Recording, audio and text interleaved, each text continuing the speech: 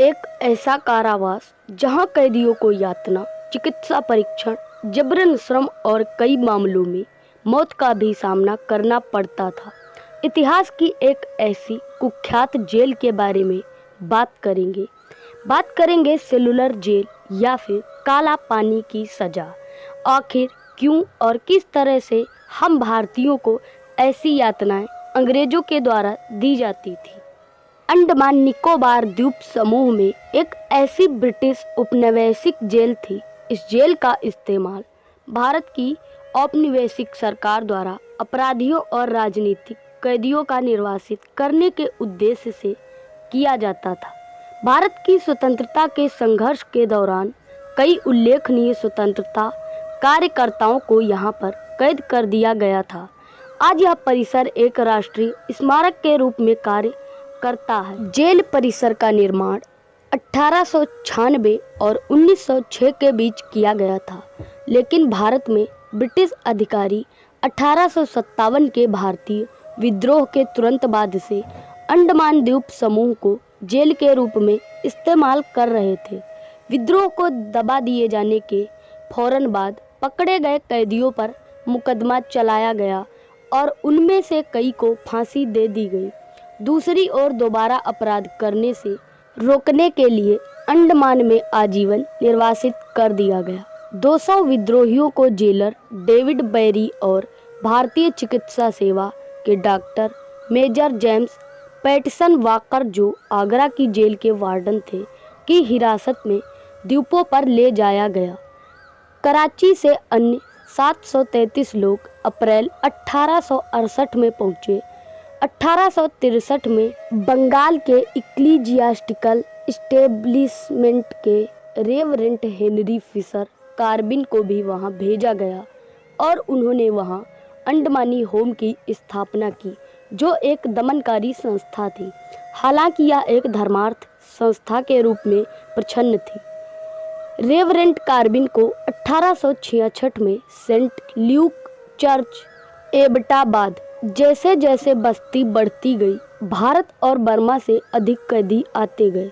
जो कोई भी मुगल शाही परिवार से संबंधित था या उसने विद्रोह के दौरान बहादुर शाह जफर को याचिका भेजी थी, उसे द्वीप पर निर्वासित किया जा सकता था।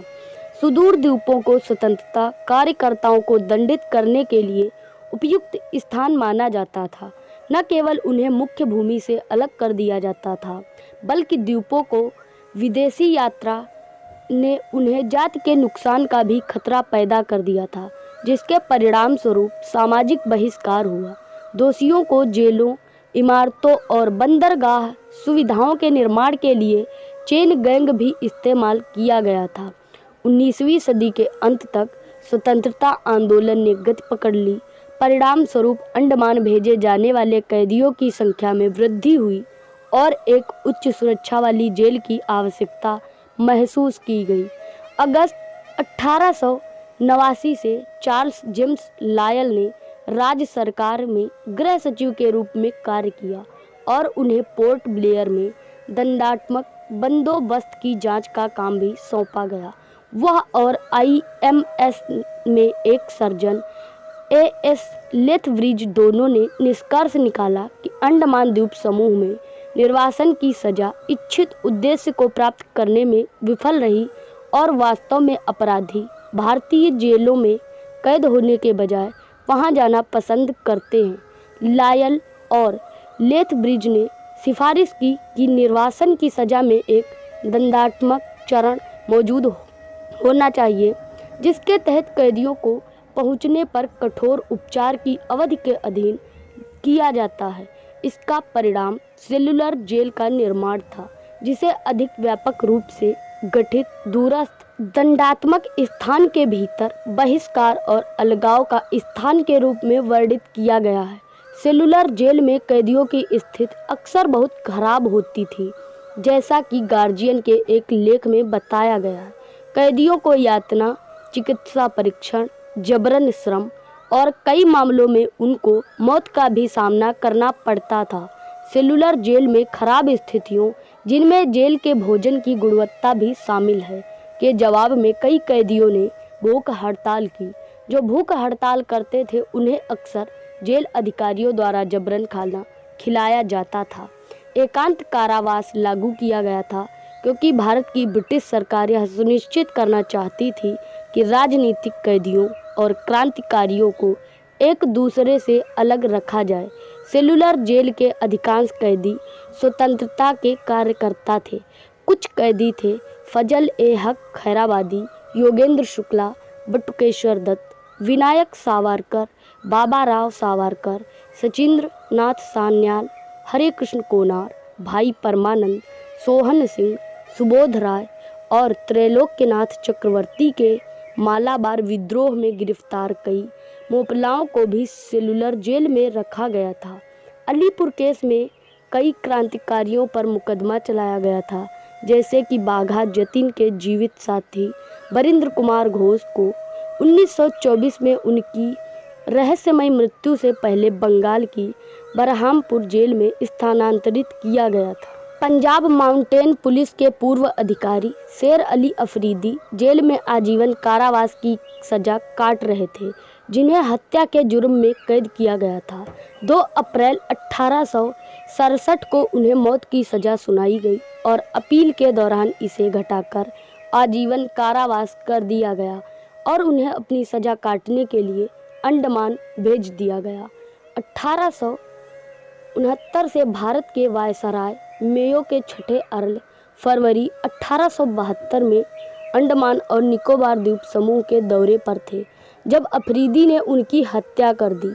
शेर अली अफरीदी अपनी सजा का बदला लेने के लिए अधीक्षक और वायसराय को मारना चाहता था, जो उसे लगा कि वह जितनी सजा के लायक था उससे कठोर थी। उन्होंने कहा कि उन्होंने अल्लाह के निर्देश पर हत्या की। बाद में उन्हें फांसी दे दी गई।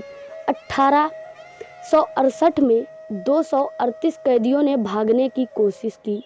अप्रैल तक वे सभी पकड़े गए। एक ने आत्महत्या कर ली और बाकी में से सुपरिटेंडेंट वाकर ने 87 को फांसी लटकाने का आदेश दिया। भारत सरकार के गृह विभाग के अभिलेखों में हमें प्रांतीय गवर्नरों और मुख्य आयुक्तों को दिए गए आदेशों में साम्राज्य की प्रतिक्रिया मिली। अति गोपनीय भूख हड़ताल करने वाले सुरक्षा कैदियों के संबंध में घटनाओं की रिपोर्ट होने से रोकने के लिए हर संभव प्रयास किया जाना चाहिए। उन कैदियों को कोई रियायत नहीं दी जानी चाहिए जिन्हें जीवित रखना आवश्यक है। संयम के मैनुअल तरीके सबसे अच्छे हैं, फिर भी धैर्यवान प्रतिरोध करता है तो यांत्रिक तरीके सबसे अच्छे हैं। मई 1933 में कैदियों द्वारा की गई भूख हड़ताल ने जेल अधिकारियों का ध्यान खींचा।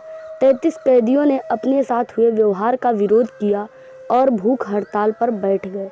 इनमें भगत सिंह के सहयोगी महावीर सिंह, मोहन किशोर नामदास, मोहित मोइत्रा शामिल थे। इन तीनों की मृत्यु जबरन खिलाए गए खाने के कारण हुई थी। कुछ इस प्रकार से होती थी काला पानी की सजा।